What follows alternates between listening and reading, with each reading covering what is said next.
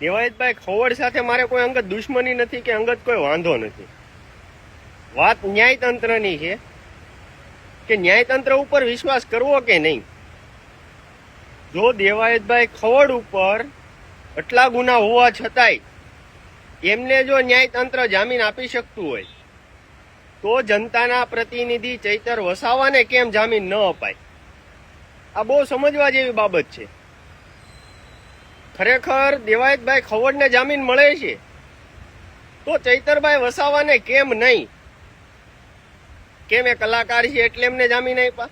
Celebrity છે એટલે એમને જામીન આપ્યા?